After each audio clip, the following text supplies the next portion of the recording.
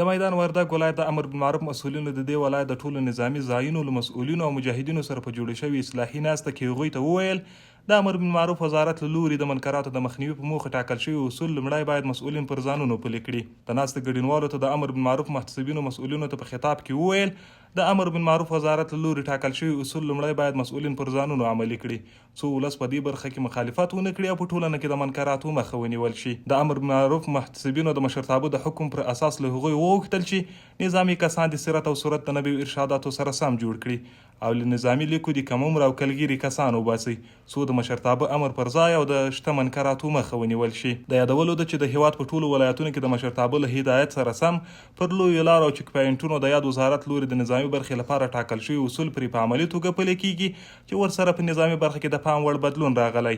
او په دې برخه کې هڅې لا هم روانې دي.